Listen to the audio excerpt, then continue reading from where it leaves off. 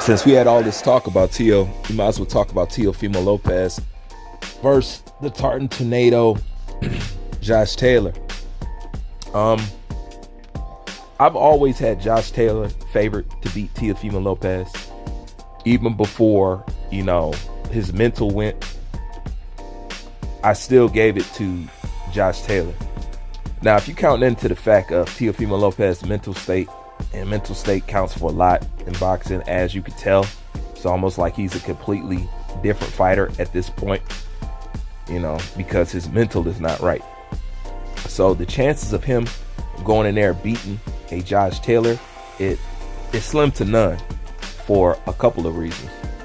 Number one, if you think that you can have this last fight on ESPN and just ride off into the sunset with beating another one of their white fighters that they want to promote, you're crazy. And I don't know if Teofimo Lopez knows it, but he's there to build up Josh Taylor. Because you don't know Bob Arum, Now, I don't know if he's necessarily split with Bob Arum, but we know Bob Arum deals with ESPN. And one thing about Bob that he's known for, if you leave him, his main goal is to get you beat. And if you know anything about Bob cares about race when it comes to boxing. He feels strongly about white fighters, and if he can't have one of those, his secondary is Latino. And as we know, his last he care and he concerned about is the black fighter, and that's the guy that you sign with.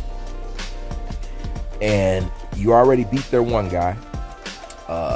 Because of the accusations, Bob Arum had to go ahead and let Shakur Stevenson fight Oscar Valdez.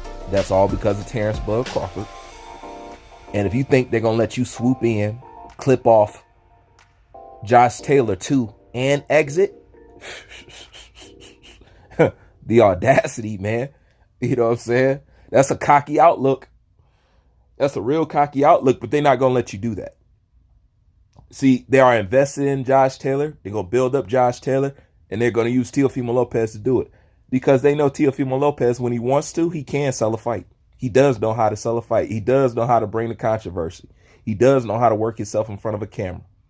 And they're going to use him for that, to help bring eyes of American boxing fans to put it on Josh Taylor. They're going to use his mouth to bring eyes to Josh Taylor.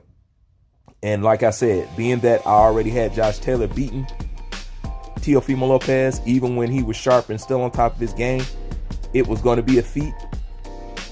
Adding to it now with the comments that he made and his mental state and leaving ESPN, it's less than likely that he gonna walk away with a victory over Josh Taylor. Now, this is boxing. Anything can happen, but I no longer just look at boxing from a boxing standpoint. I look at who could win physically, and I look at the politics.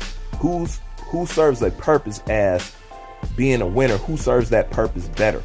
And at this point, with you leaving, and with ESPN's reputation for loving to promote who they promote, it ain't looking good. And it's looked like Teofimo Lopez is just a come up for Josh Taylor at the end of the day. And that's probably what he is.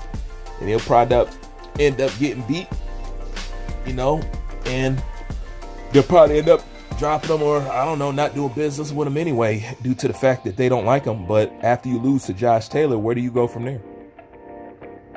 So it's a lot on T.O.'s plate that he got to overcome, and I just don't think he could do it with no Josh Taylor.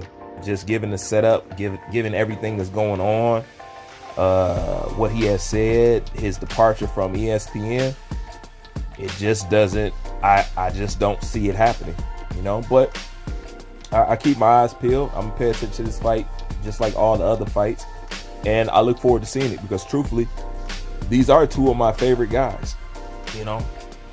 I like Josh Taylor a lot, and I like Teofimo Lopez when he's focused and when his head is on straight. I think the kid is an absolute problem, and he's a treat to watch.